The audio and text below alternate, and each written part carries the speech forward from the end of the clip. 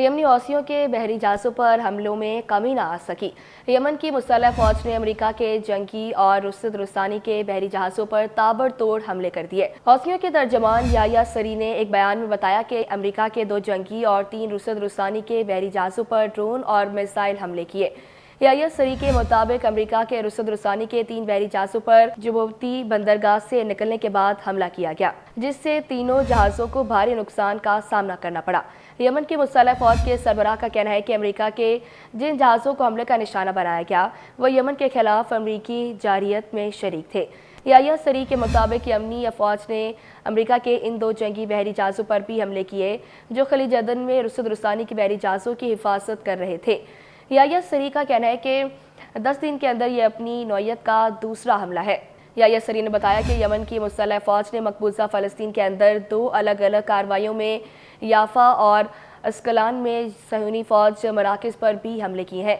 Yemen की मुसल्लह फौज के तर्जमान ने एक बार फिर वाज़ेह किया कि गज़ा का मुहासरा ख़त्म होने और सहयूनी जारियत बंद होने तक इसराइली हुकूमत और इसके हामियों के खिलाफ यमनी फौज की कार्रवाइयाँ जारी रहेंगी। उधर यमन की अंसारुल्लाह के सेक्रेटरी जनरल अब्दुल मालिक अल हौसी ने एक बयान में कहा कि गज़ा में पनाह गुज़ीन के हालात इंतहाई अबतर है और सहयूनी हुकूमत गज़ा के शुमाली इलाकों से लोगों को नकल मकानी पर मजबूर कर रही है।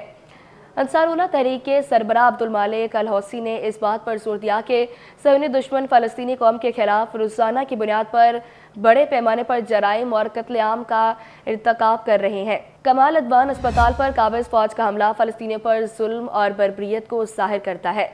अल हौसी ने कहा कि काबिज़ हुकूमत मुसलमानों और अरबों की बेहिसी के साए में फ़लस्तीनियों के खिलाफ हर किस्म के जराइम का इर्तिकाब कर रही है। सैयद अब्दुल मालिक अल हौसी ने शाम के हालिया वाक़यात की तरफ इशारा करते हुए कहा कि सहयूनी वज़ीर आज़म बिन्यामिन नेतन्याहू ने कहा कि शामी हुकूमत के खात्मे ने इसराइल के लिए नए और अहम मौक़े फराहम किए हैं और ये बात असल में महसूस की जाती है।